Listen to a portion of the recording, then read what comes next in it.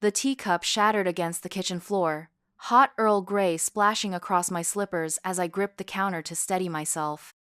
My son's words hung in the air between us, as sharp and dangerous as the ceramic shards at my feet. "It's just a suggestion, Mom. The garage has that nice window that looks out on the garden. We could fix it up real nice for you." I stared at David, this stranger wearing my son's face, 67 years old, and for the first time in my life, I felt truly invisible.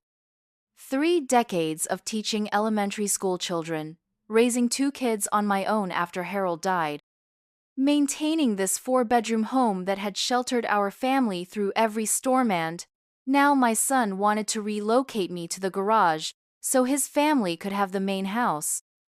"The garage," I repeated, my voice steadier than I expected. "You want your mother to live in the garage?" David had the decency to flush. He ran his hand through his graying hair that had once been golden like mine, hair I had cut with kitchen scissors when we couldn't afford barber visits during those lean years after his father's death. "It's not, Melissa, and I have been talking. The kids need more space now that they're teenagers. This house is too big for just you anyway." He glanced around my kitchen. The kitchen where I had taught him to make pancakes standing on a step stool, where I had bandaged, scraped knees, and reviewed homework, and listened to heartbreaks. "Real estate in this neighborhood has tripled since Dad died. It doesn't make financial sense for you to keep rattling around in here alone." "I see." I bent carefully to pick up the larger pieces of my favorite teacup, a gift from my 5th-grade class 15 years ago. My knees protested, but I refused to ask for help. And who exactly would be living in my house while I enjoy my garage accommodations? David had the grace to look uncomfortable. "Well, we thought, with college costs coming up for Emma and Jason and the market being what it is, it would help us out to move in here. The commute would be better for me, and the kids could stay in their same schools." "How thoughtful of you to consider their education." I dumped the broken pieces into the trash and reached for the paper towels. "And what about what I want?" "Mom, be reasonable. You're getting older. The stairs are getting harder for you. The garage is all on one level." I climbed these stairs yesterday carrying a basket of laundry, just like I do every Tuesday. "But for how much longer? You turn 70 next year." 70. He said it like a diagnosis, a terminal condition that rendered me incapable of managing my own life. "David." I straightened up, ignoring the twinge in my lower back. "This is my home. Your father and I paid off this mortgage 20 years ago. I have no intention of moving into the garage or anywhere else." My son sighed, the put-upon sound of a parent dealing with a difficult child. It made my blood simmer. "We're just trying to help you plan for the future, Mom. Be practical. This house is your only real asset. An asset I'm free to do with as I please. Of course, technically, but you always said this house would be for us kids someday." I had said that. When they were growing up, when I assumed my children would wait for someday to arrive naturally, not try to hurry it along while I was still very much alive. "I think you should go now, David."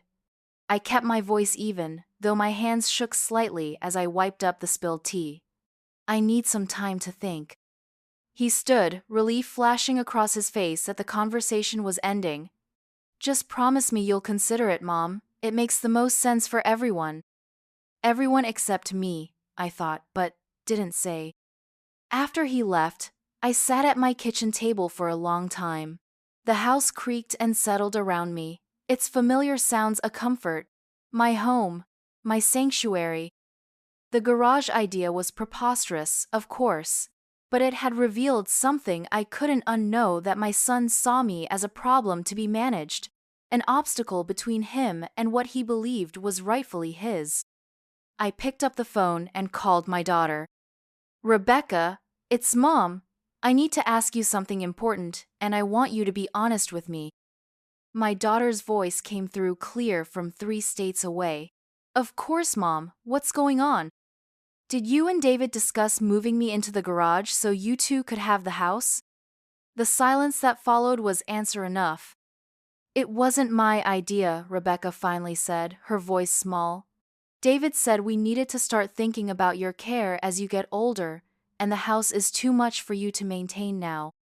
I see. The betrayal cut deeper than I expected. And you agreed with him? Another pause. I didn't disagree. Mom, you're not getting any younger, and that house is worth a lot of money now. It seems wasteful for you to rattle around in it all alone.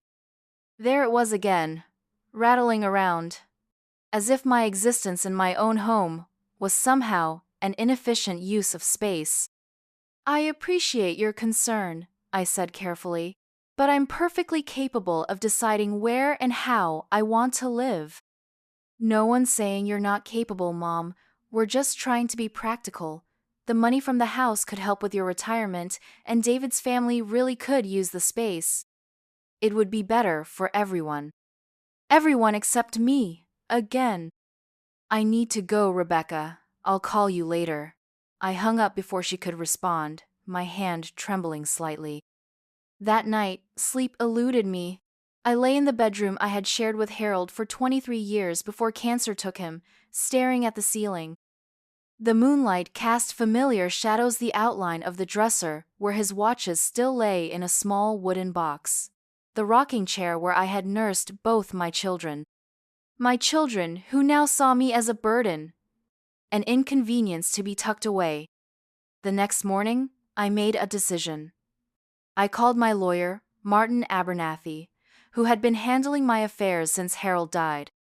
Martin was 74 himself and showed no signs of retiring or being relegated to anyone's garage. Margaret, what a pleasant surprise, he said when I arrived at his office. What can I do for you today? I took a deep breath. I want to change my will. His bushy eyebrows rose slightly, but he nodded. Of course. What modifications did you have in mind? I want to remove David and Rebecca as beneficiaries of my estate. Martin's eyebrows climbed higher. That's a significant change, Margaret. May I ask what prompted this? I told him about David's garage proposal and Rebecca's tacit support. As I spoke, Martin's face darkened. Unfortunately, I've seen this scenario more times than I care to count, he said when I finished.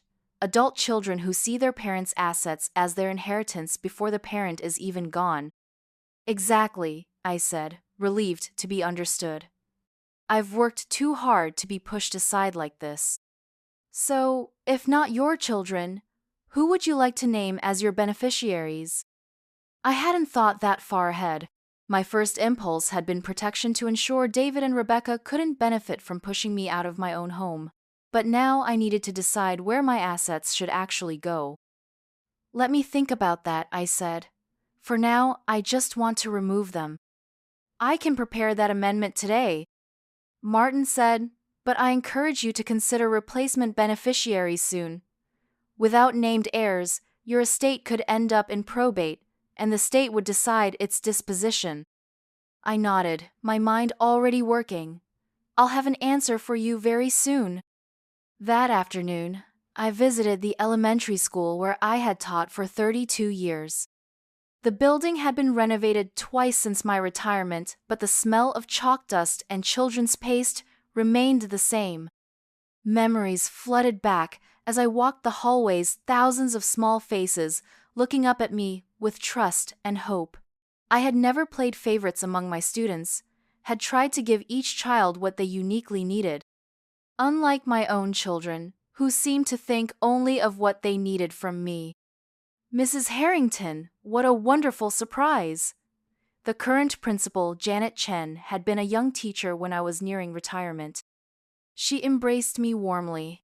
What brings you to our humble halls? Just feeling nostalgic today, I said, though that wasn't entirely true. I was wondering if the scholarship fund was still active. The Margaret Harrington Future Teachers Scholarship had been established by my colleagues when I retired. A small fund that provided $500 each year to a graduating high school senior who plan to pursue education as a career. It is, though it's dwindled a bit in recent years, Janet admitted. We can only offer about $300 now, which doesn't go as far as it used to. I nodded thoughtfully. I'd like to discuss making a more substantial contribution to it.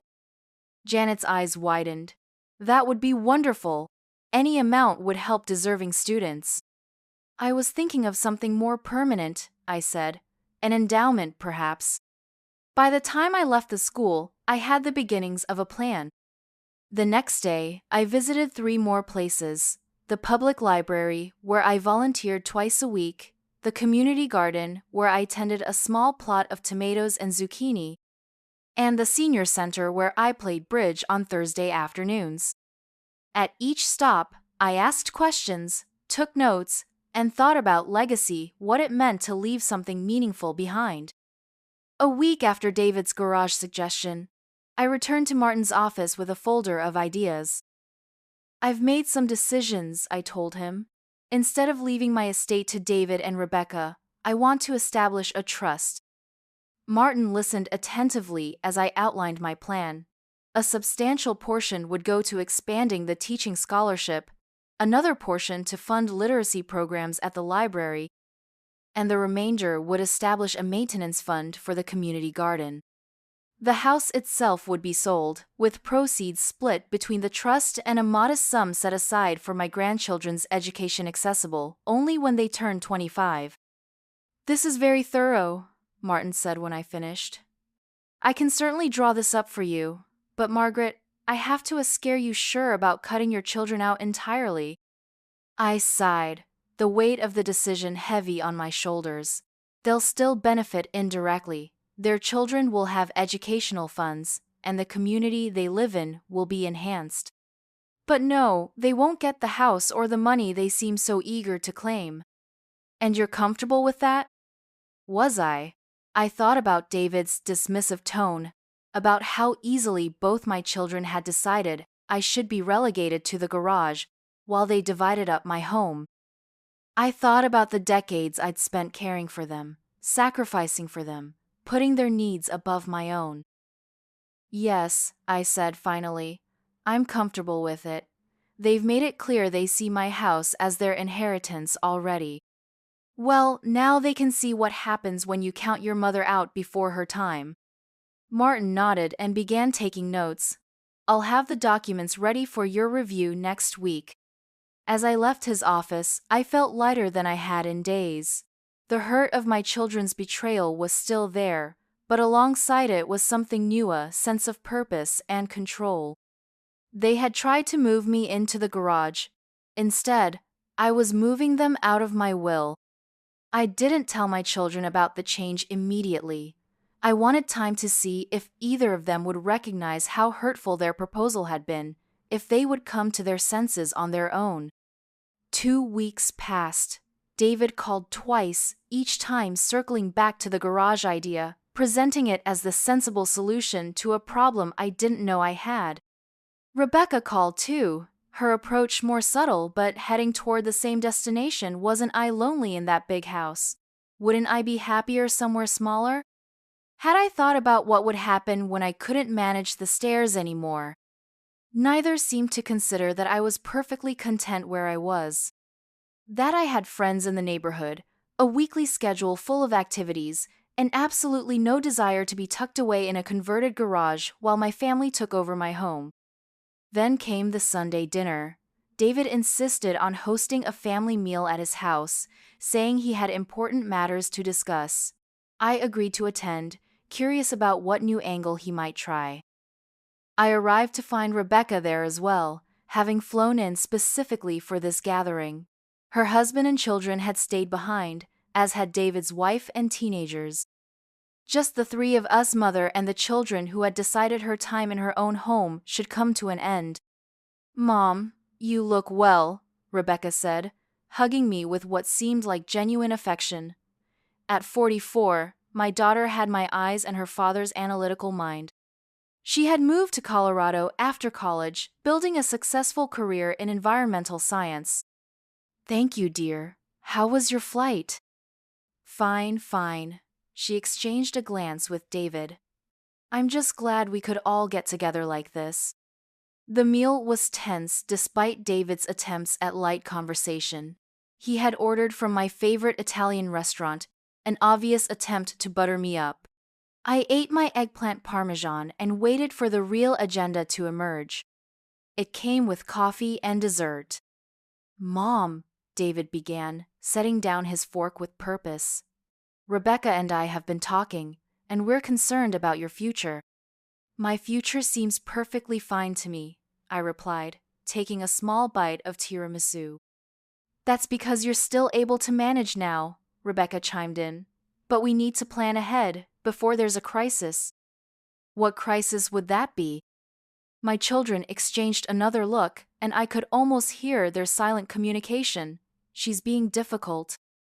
Mom, be reasonable, David said, using his patient voice again. You're approaching 70. The house is too big for you, the maintenance is too much, and the stairs are a hazard waiting to happen. I wasn't aware 70 was the age when one becomes incapable of climbing stairs, I said mildly. That's not what we're saying, Rebecca interjected. But statistically, the risk of falls increases significantly after 65, and… I'm aware of the statistics, I interrupted. I'm also aware that I'm in excellent health.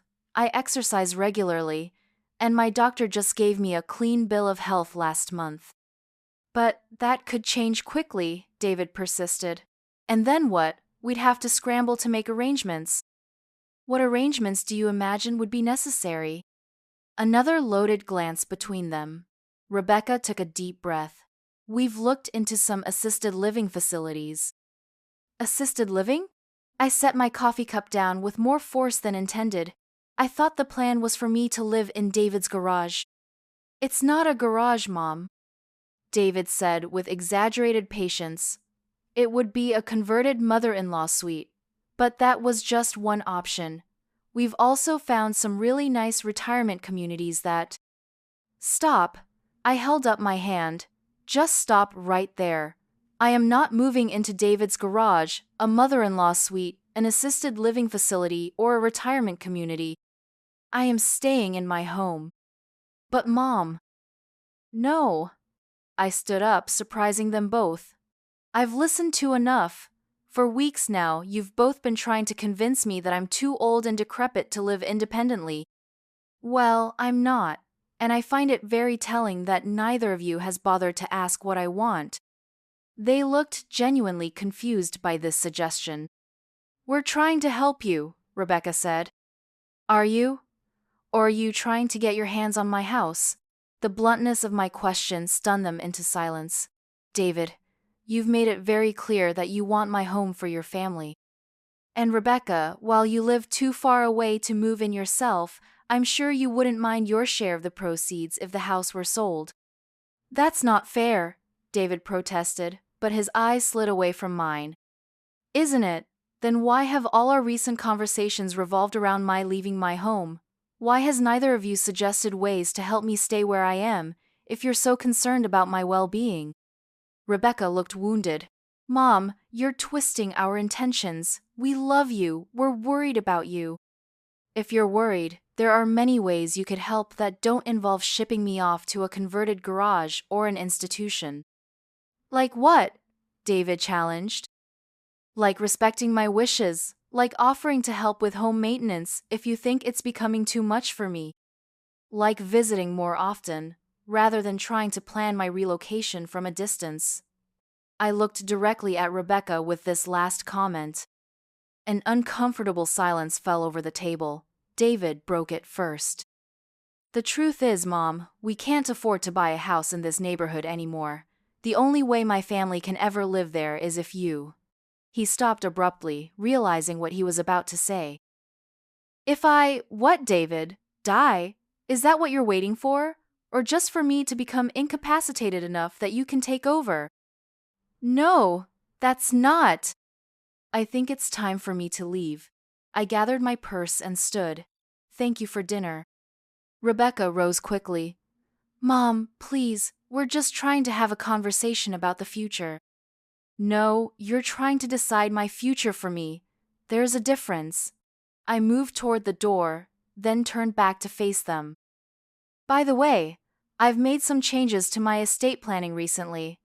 I think you both should know that neither of you will be inheriting the house.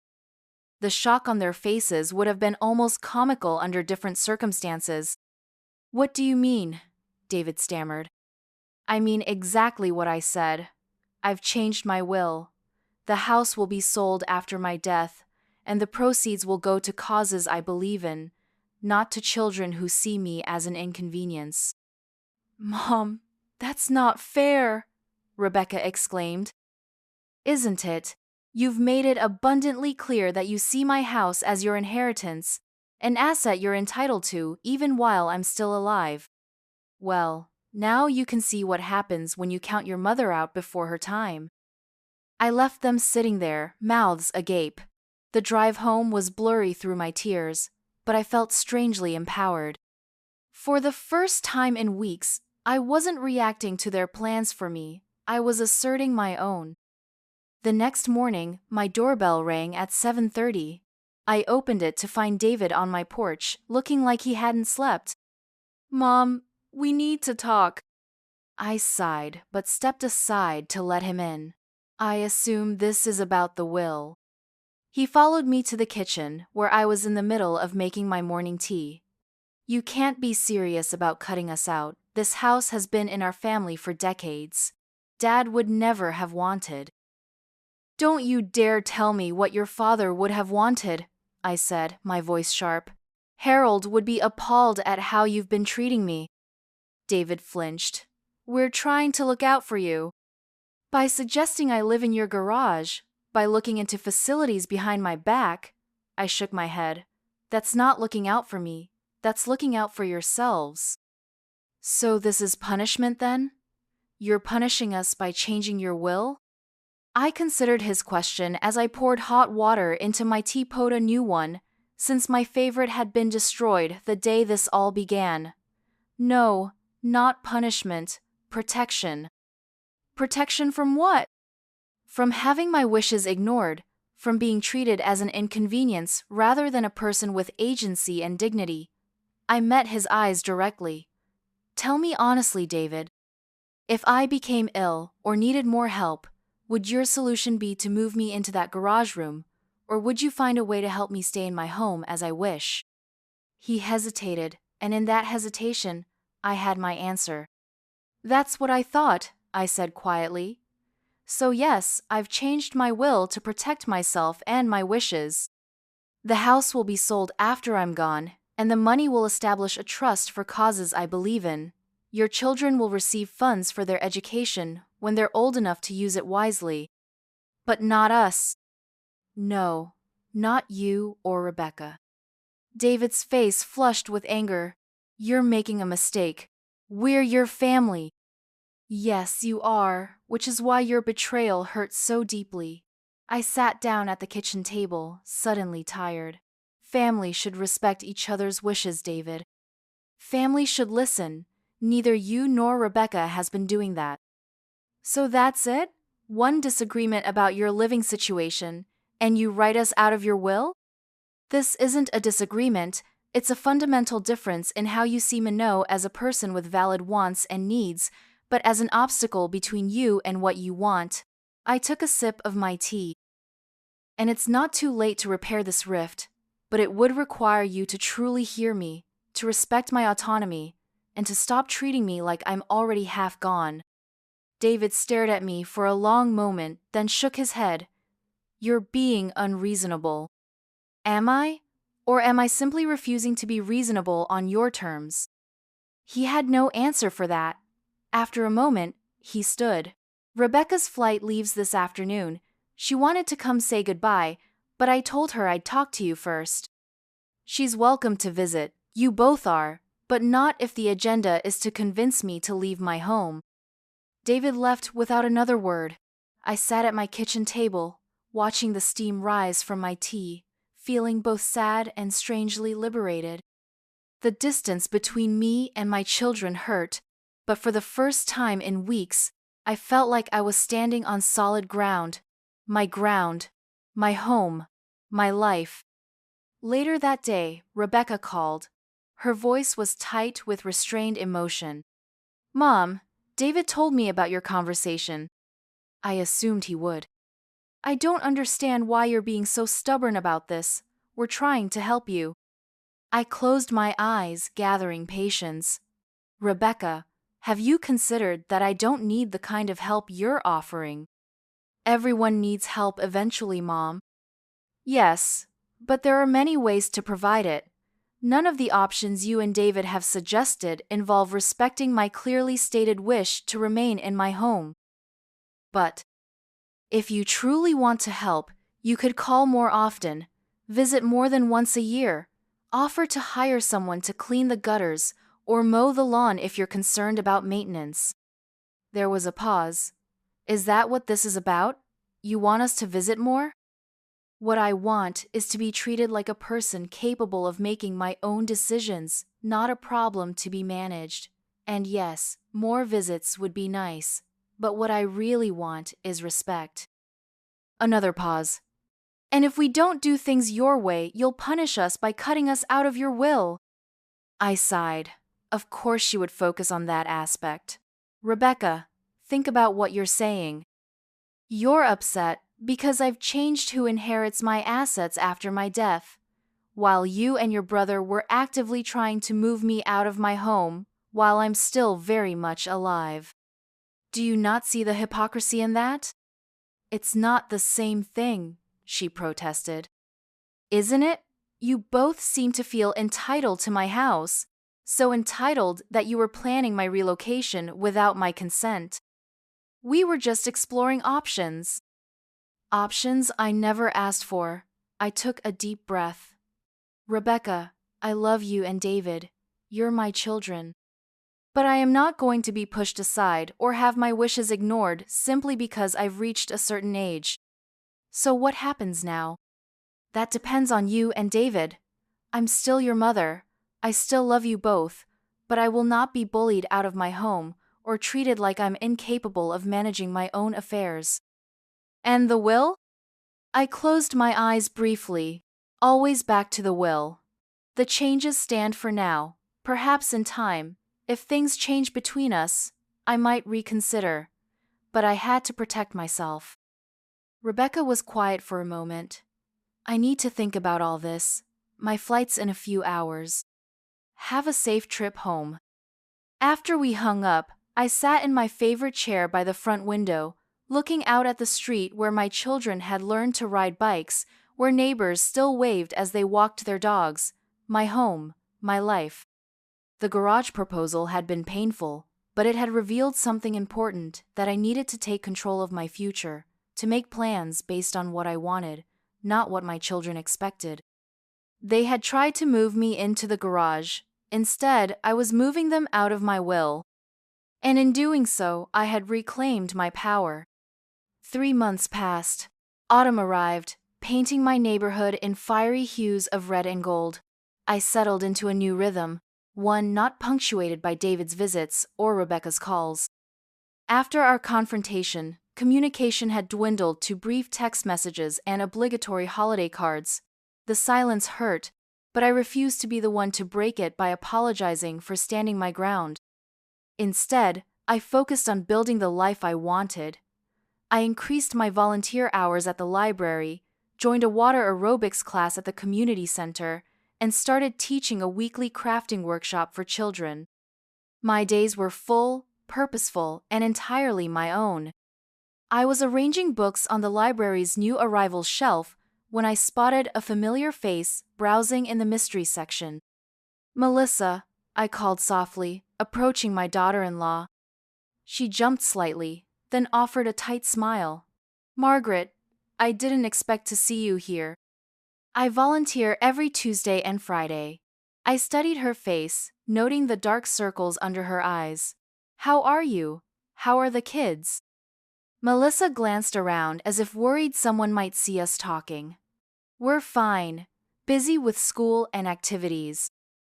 And David? She hesitated. He's working a lot. The promotion came with longer hours. I nodded, remembering David's excited call about his promotion 6 months ago before the garage proposal had created this chasm between us. I miss you all, the children especially. Something in Melissa's expression softened. They miss you too, Margaret. Emma asks about you all the time. My heart ached at the thought of my 16-year-old granddaughter. Tell her she's welcome to visit any time. All of you are. Melissa shifted uncomfortably. David wouldn't like that. He's still very upset about everything. You mean about me refusing to move into the garage, or about the will? Both. She sighed, adjusting her purse strap. Look, I should go. I'm on my lunch break. Of course. I took a step back, giving her space. But Melissa, my door is always open. Whatever is happening between me and David doesn't need to affect your relationship with me, or the children's. She nodded without meeting my eyes. I'll remember that. As she walked away, I felt a renewed sense of loss. My stand for independence had cost me more than I'd anticipated. Not just my children, but my grandchildren too. Was it worth it? That evening, as I was watering my houseplants, the doorbell rang. I wasn't expecting visitors. For a moment, I let myself hope it might be David or Rebecca coming to mend fences. Instead, I found my granddaughter Emma standing on my porch, her bicycle leaning against the railing. Emma! I exclaimed, pulling her into a hug. What a wonderful surprise! She hugged me back fiercely. Hi, Grandma. Can I come in? Of course, sweetheart. Always. I ushered her inside, noting her backpack. Does your father know you're here? Emma looked away. Not exactly. I told him I was studying at Zoe's house. I sighed. Emma, I don't want to come between you and your parents. You're not. Dad is. She dropped onto the couch, the same spot where she used to curl up for stories when she was little. Mom told me she saw you at the library. She said you looked good but sad. I've missed you all, I admitted, sitting beside her. Would you like some hot chocolate? I still keep those little marshmallows you like. Emma smiled, the first genuine smile I'd seen from my family in months. Yes, please. In the kitchen, as I heated milk on the stove, Emma perched on a counter stool. Dad won't talk about what happened between you guys. He just says you're being unreasonable. I measured cocoa powder carefully. And what do you think? I think he's being the unreasonable one. She twisted a strand of hair around her finger, nervous habit she'd had since childhood. Jason and I overheard them talking. About moving you to the garage apartment so we could have the house. It seemed really, I don't know, cold. I poured the hot chocolate into mugs, adding a generous handful of tiny marshmallows to Emma's. Your father believes he's doing what's best for everyone. But it's your house, Emma said, accepting her mug. And you're not even old yet. I couldn't help but laugh. Old? She grinned. You know what I mean. You're not like decrepit or anything. You still drive and garden and do stuff. Thank you for that ringing endorsement of my capabilities. Emma's smile faded. Is it true you changed your will? Dad says you're giving the house to strangers instead of family. I sat down across from her. Not exactly. I've arranged for the house to be sold after I'm gone, and the money will fund scholarships and community programs. But I've also set aside funds for you and Jason's education. So we still get something, but Dad and Aunt Rebecca don't? That's right. Emma considered this. Dad says you're punishing them. Is that what you think I'm doing? She shrugged. Kind of, but also, I get why you'd be mad. If someone tried to make me move into a garage, I'd be pretty pissed too. Language, I said automatically, then smiled. But yes, I was upset. Not just about the garage idea itself, but about what it represented your father and aunt making decisions about my life without considering what I wanted. Dad can be like that, Emma said sagely. He thinks he always knows best.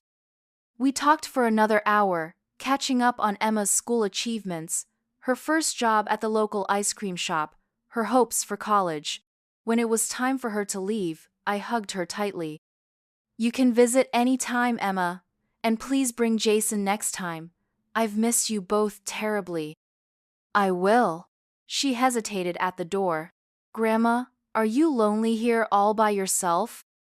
The question, asked without agenda or manipulation, pierced straight to my heart.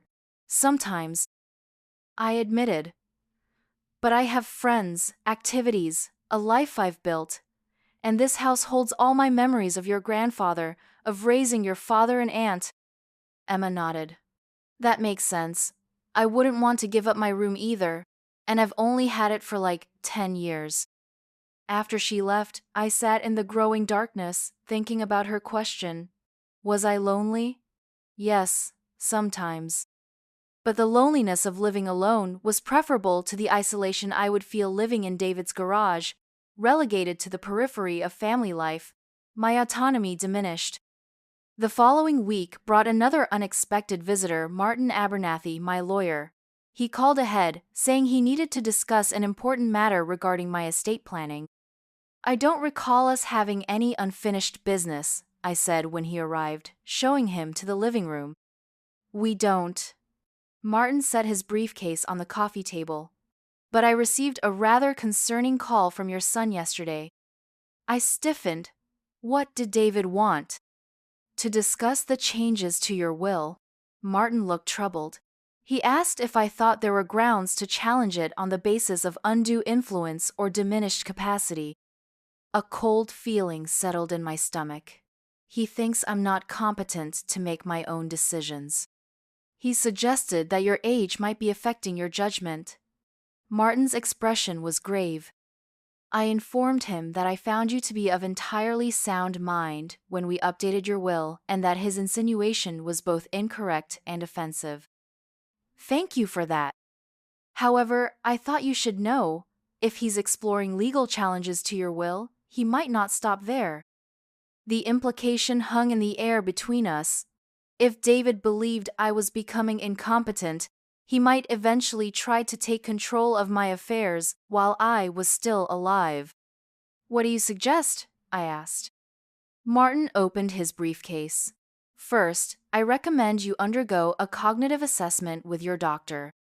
Not because I have any concerns about your capacity, I absolutely do not, but because having recent medical documentation of your competence would help forestall any potential guardianship petition. Guardianship? The word felt like a threat. David would try to become my guardian? I'm not saying he would, but it's best to be prepared. Martin handed me several documents. I also suggest we update your power of attorney designations. Currently, David is your medical POA and Rebecca your financial POA. Given the current situation, you might want to consider alternatives. I nodded, a heaviness settling over me. This conflict with my children had escalated beyond hurt feelings into something that threatened my very autonomy. Who would you suggest instead? Is there anyone you trust implicitly? A close friend, perhaps, or another relative? I thought of my younger sister in Arizona, my closest friend Eleanor from the garden club, my former teaching colleague Judith. People who had never suggested I belonged in a garage. I'll need to give it some thought, I said. Of course. In the meantime, I've drafted a letter responding to David's inquiries, making it clear that any challenge to your will would be vigorously defended. Martin's eyes, magnified by his thick glasses, were kind, but determined. Margaret, I want you to know that I'm in your corner. What your children are attempting questioning your competence because they disagree with your decisions is unfortunately common but deeply unjust. After Martin left, I called my doctor and scheduled a comprehensive checkup, including cognitive screening. Then I phoned my sister Vivian, something I'd been putting off for weeks. Maggie, it's about time, Vivian exclaimed when she heard my voice. I was starting to think you'd forgotten you had a sister. I'm sorry for not calling sooner, I said. Things have been complicated. With the kids, Rebecca mentioned something when she called last month, but she was pretty vague. I wasn't surprised Rebecca had reached out to Vivian. They had always been close. Did she tell you they want to move me into David's garage so they can have my house? Vivian's shocked gasp was gratifying. They what? I explained everything: the garage proposal, the changed will, David's suggestion to Martin that I might be losing my faculties. Those ungrateful little Vivian's outrage was exactly what I needed. How dare they, after everything you've done for them? They think they're doing what's best for me, I said, trying to be fair despite my anger. Bullshit, Vivian replied, never one to mince words. They're doing what's convenient for them. There's a difference. That's essentially what I told them. Good for you, she paused. Do you want me to talk to them? Give them a piece of my mind? No, that would only make things worse. But I could use your help with something else. I explained about the power of attorney situation. Of course I'll be your POA, Vivian said immediately. Though being 3 states away isn't ideal for the medical one, do you have someone local you trust? I'm considering Eleanor for my garden club. She lives just a few blocks away. Perfect. And Maggie? Don't let them bully you. This is your life, your home. Stand your ground. After our call, I felt bolstered by Vivian's unwavering support. My sister had always been my fiercest defender, even when we were children. It was comforting to know that hadn't changed. The next day, I received a text from Rebecca. Dad told me what you're doing. Replacing us as your POAs? Really, Mom? I considered not responding, but decided honesty was best. Your brother suggested to my lawyer that I might be incompetent because I changed my will.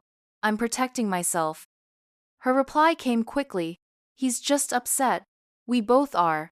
You've turned your back on family. I stared at her words, feeling a surge of indignation. I typed back, I haven't turned my back on anyone.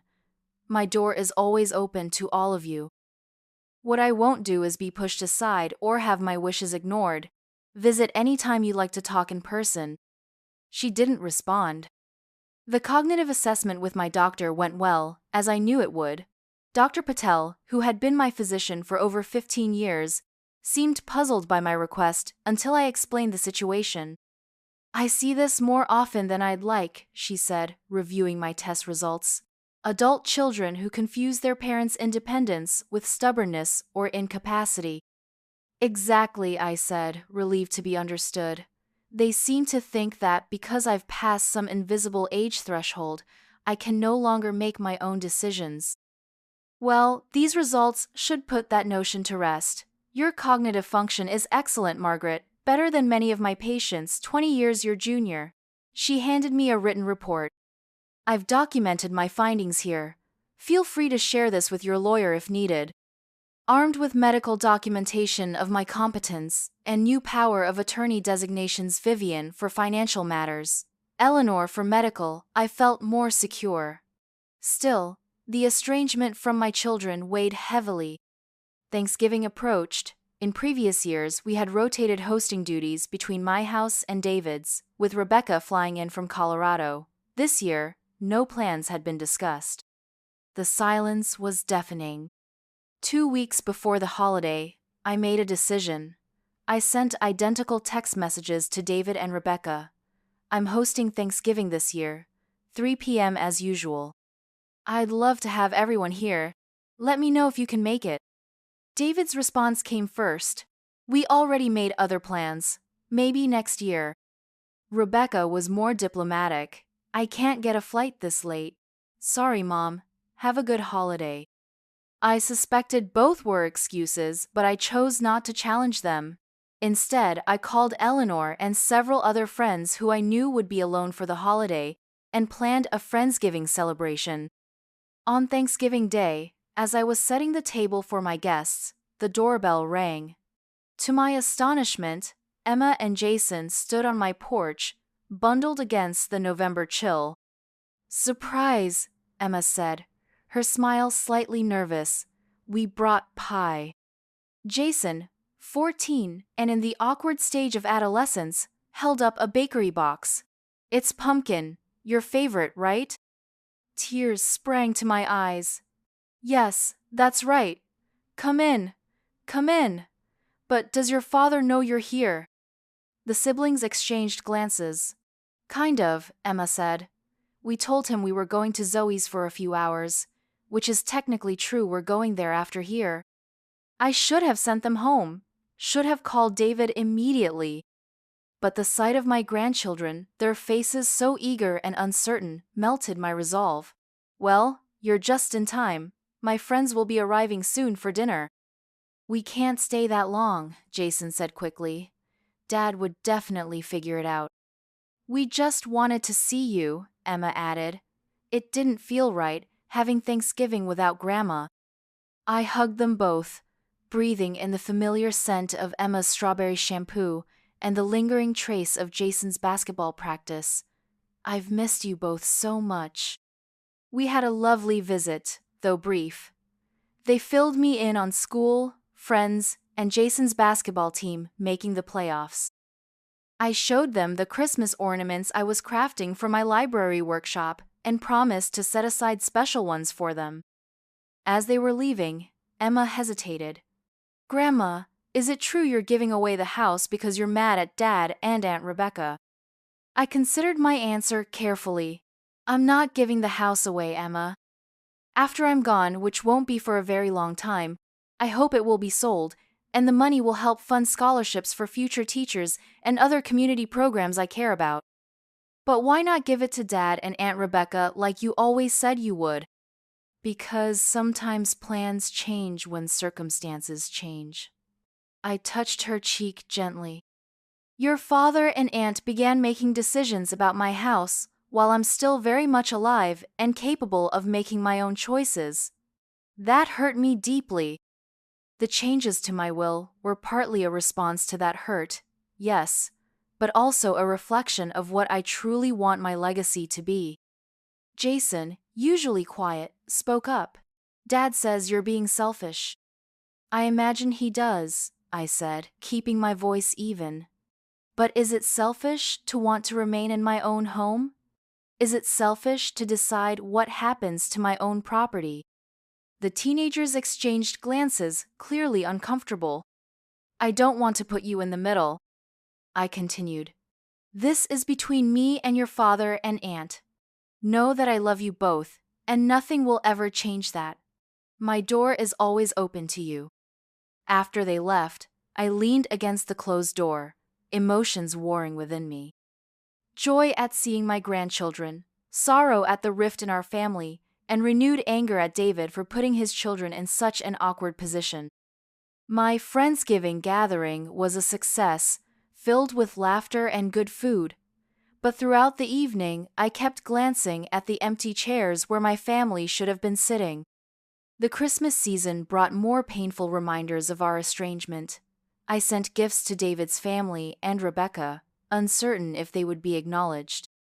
I received a generic card from Rebecca and a gift basket clearly purchased by Melissa from David's household. Neither included personal notes. New Year came and went. Winter settled over the neighborhood, bringing snow that I shoveled myself, despite offers of help from my neighbor's teenage son. Each cleared path, each independently completed task, felt like a small victory proof that I remained capable and self-sufficient. In February, 6 months after the garage proposal, I received an unexpected call from Rebecca. Mom, I have some news. I'm getting a divorce. The pain in her voice cut through the months of distance between us. Oh, Rebecca, I'm so sorry. Yeah, well. She sniffled. Turns out Craig has been having an affair with his teaching assistant, 23 years old, of course. Are you all right? Do you need anything? A bitter laugh. A time machine would be nice. Go back and not waste 20 years on a man who could throw it all away for someone half his age. Where are you now? At a hotel near our house, Craig's house. I couldn't stand being there after I found out. I didn't hesitate. Come stay with me. You can have your old room for as long as you need. There was a long pause. Really? After everything? You're my daughter, Rebecca. Of course, really. 2 days later, I was at the airport, watching passengers stream through the arrival gate. When Rebecca appeared, pulling a single suitcase, I barely recognized her. My confident, polished daughter looked diminished somehow, her shoulders hunched, her face drawn. "Mom," she said when she saw me, and then she was in my arms, sobbing like she hadn't since she was a little girl. "It's all right," I murmured, stroking her hair. "I've got you, let's go home." The drive was quiet, Rebecca staring out the window at the familiar landmarks of her childhood. When we pulled into the driveway of my house, the house she and David had been so eager to claim, she let out a shaky breath. "It looks exactly the same." "Not much has changed," I agreed, helping her with her suitcase. "Your room is ready for you." Rebecca followed me inside, her eyes traveling over the foyer, the living room, the kitchen, taking in the unchanged surroundings. It feels smaller than I remembered. Spaces often do when we return to them as adults. I showed her to her old bedroom, which I had kept largely intact over the years, though I'd replaced the twin bed with a comfortable double and updated the linens. Her high school pennant still hung on the wall, alongside framed photos of her youth: Rebecca in her cap and gown, Rebecca hiking in Yellowstone, Rebecca with her father on a fishing trip. "You kept all this?" she asked, touching a framed science fair ribbon. "Of course, this is your home too, Rebecca. It always has been." She sat heavily on the bed, tears welling in her eyes again. "I don't deserve this kindness from you, not after how David and I behaved." I sat beside her, taking her hand. "Family is complicated. We hurt each other, we disagree, we make mistakes, but underneath it all, we love each other." "I'm sorry," she whispered. "About the garage thing, about the will, about everything. I got so caught up in what seemed practical that I forgot to consider your feelings." "Thank you for saying that," I said softly. "It means a lot to hear." "I understand now why you were so upset. If Craig suggested I move into some side room while he took over our house," she broke off, shaking her head, "I'd be furious. I'd change my will too." "It's not about the will, Rebecca. It's about respect." "I know that now." She squeezed my hand. "Do you think you could ever forgive me?" "I already have," I said, and realized it was true. The anger I'd been carrying had begun to dissolve the moment I saw her vulnerable face at the airport. The question is, where do we go from here? Rebecca stayed with me for 3 weeks. In that time, we rebuilt our relationship in a new way, not as mother and child, but as two adult women navigating life's challenges together. We cooked meals, watched old movies, and talked for hours about everything from her failed marriage to my volunteer work at the library. "You seem different," she said one evening, as we shared a bottle of wine by the fireplace. "More, I don't know, vibrant?" I smiled. "I've had to reinvent myself a bit these past few months, build a life that's fully my own." "It suits you." She twirled her wineglass thoughtfully. "I need to do that too, once the divorce is final. Figure out who I am outside of being Craig's wife." "You'll find your way," I assured her. "You've always been resilient." "Like my mother," she said with a small smile. When it was time for Rebecca to return to Colorado to finalize her divorce proceedings, our goodbye was warm and genuine. "I'll be back soon," she promised. "Maybe for good. There's nothing keeping me in Boulder anymore, and I miss being closer to family." "I'd like that," I said, meaning it, "but make the decision for yourself, not for me or anyone else." After Rebecca left, I called Martin Abernathy and asked him to prepare another amendment to my will. "Are you reconsidering your decision about the trust?" he asked. "Partially," I said. I still want the majority of my estate to fund the scholarship and community programs we discussed, but I'd like to make provisions for Rebecca to receive a portion as well. And your son? I hesitated. While Rebecca and I had reconciled, David remained distant, still angry about the changes to my will, still convinced I was being unreasonable. Not yet, I decided. The situation with David is unresolved. Another month passed. Spring arrived, bringing new growth to my garden and a sense of renewal. I was pruning my rose bushes when a familiar car pulled into my driveway. David's car. He sat behind the wheel for several long moments before finally emerging. I continued my gardening, waiting for him to approach. "Mom," he said when he reached the edge of the flower bed, "your roses look good." "Thank you." I straightened, brushing dirt from my gardening gloves. "This is a surprise." He shifted uncomfortably. "Rebecca told me she stayed with you after the news about Craig broke." "She did. For about 3 weeks. She said you two worked things out." I nodded. "We did. And she mentioned you changed your will again, that she's back in it." "Ah, so that was why he'd come. That's between Rebecca and me, David." His face flushed. "So it's true. You're still punishing me, but Rebecca gets a pass." I sighed, suddenly tired of the conflict. "I'm not punishing anyone, David. Rebecca and I had some honest conversations, and we've come to a new understanding." She acknowledged that the garage proposal was hurtful and disrespectful. "And I suppose you want me to grovel too?" His voice was bitter. "Admit I was wrong to worry about my mother living alone in a big house at her age." "No, I want you to see me, really see me. Not as a problem to be managed or an asset to be claimed, but as a person with my own wishes and dignity." I removed my gardening gloves. "Would you like to come inside? We can talk properly." He hesitated, then nodded. In the kitchen, I made us both coffee strong and black, the way David had always preferred it. We sat at the table, the silence stretching between us. "Emma and Jason visited at Thanksgiving," I said finally. "They brought pie." David looked surprised. "They never mentioned it." "I asked them not to. I didn't want to cause problems." I took a sip of my coffee. "They're good kids, David. You and Melissa have done well with them." "They miss you," he admitted. "We all do." "I've missed you too, all of you." He stared into his coffee cup. "Mom, I never meant to hurt you. I thought I was being practical, looking ahead to what seemed inevitable." "That's the problem, David.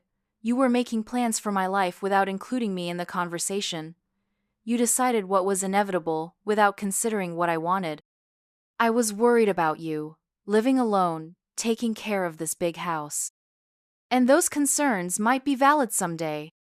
But the way you approached it, presenting the garage as a fait accompli, talking to Rebecca behind my back, suggesting to Martin that I might be incompetent, those things weren't about concern. They were about control." David winced. "I shouldn't have called your lawyer. I was angry about the will." "Yes, you were, because you felt entitled to this house, so entitled that you were planning to move me out of it while I'm still using it." He had the grace to look ashamed. "When you put it that way, it sounds terrible." "Because it was terrible, David. It hurt me deeply." He was quiet for a long moment. "So where do we go from here?" "That depends on you. I'm still your mother. I still love you, but I need you to respect my autonomy and my choices, even when you disagree with them." "And the will?" I shook my head. "Is that really what matters most to you right now, getting back into my will?" "No," he said quickly, "but it feels like a symbol, like you've written me off." "I haven't written you off, David. I've simply made different plans for my legacy than you expected. The majority of my estate will still go to the trust for causes I believe in. Rebecca will receive a portion because we've reconciled. Whether you receive a portion as well depends on where we go from here." So I have to earn my inheritance? His voice held a hint of the old bitterness. No, you have to rebuild your relationship with your mother. The inheritance is secondary. David stayed for another hour. Our conversation was tentative, sometimes awkward, but it was a start. When he left, he promised to bring Melissa and the kids for dinner the following weekend. And Mom, he said at the door, I'm sorry about the garage idea. It was wrong of me to try to push you out of your own home. Thank you, I said, feeling a weight lift from my shoulders. That means a lot. Over the following months, our family slowly healed. Rebecca moved back to town, buying a small house just a few miles from mine. David and his family came for regular Sunday dinners. Emma and Jason stopped by often, no longer needing to sneak visits with their grandmother. One evening in late summer, as we all gathered in my backyard for a barbecue, I watched my family with a full heart. David at the grill, teasing Rebecca about her new haircut. Melissa and Emma setting the table on the patio. Jason teaching his younger cousins Rebecca's children who were visiting for the weekend how to play horseshoes. My family. Imperfect, complicated, but mine. Later, as the evening cooled and fireflies began to dance at the edge of the yard, David joined me on the porch swing. This is nice, he said, gesturing to the gathering, having everyone together again. It is, I agreed. I've missed this. He was quiet for a moment, watching Rebecca laugh at something Melissa said. You know, I've been thinking about the house. I tensed slightly. Oh? Not like before, he added quickly. I just realized something. All those months I spent fixating on this place, on who would get it eventually, I was missing the point completely. Which is that it's not about the house itself, it's about what it represents: family, belonging. He met my eyes. And those things don't depend on who owns which walls and roof. They're about the people, the relationships. I smiled, feeling a profound sense of relief. That's exactly right. I was so focused on securing this place for my kids that I risked losing what makes it special in the first place: our connection to each other. He shook his head ruefully. Pretty short-sighted of me. We all get short-sighted sometimes. Still working on the whole respecting Mom as an autonomous adult thing, he said with a small smile. But I'm getting there. Yes, you are. Later that night, after everyone had gone home and I was alone in my quiet house, I sat in my favorite chair by the window, reflecting on the journey of the past year. The garage proposal had been painful, but it had led to something unexpected: a stronger sense of self, a clearer vision for my legacy, and ultimately, more honest relationships with my children. They had wanted to move me into the garage. Instead, I had moved them out of my will, a decision that, ironically, had forced us all to confront what truly mattered. Not inheritance or property, but respect, dignity, and love. I would call Martin tomorrow, I decided. It was time for one more amendment to my will. David had earned his way back in, not because he expected or demanded it, but because he had finally seen me for who I was, not what I owned. The house would still be sold eventually, the majority of proceeds still funding the programs I believed in. But now my children would each receive a portion as well, not because they were entitled to it, but because I chose to include them, freely and without coercion. That was the difference. My choice, my terms, my life. They had wanted to move me into the garage so they could claim my house. Instead, I had moved them out of my will and, in doing so, had reclaimed not just my property rights, but my power. In the end, we had all gained something more valuable than real estate: understanding, respect, and a family relationship built on stronger, more honest ground. And I remained exactly where I belonged, in my own home, living my own life, making my own choices. Not in anyone's garage, not now, not ever.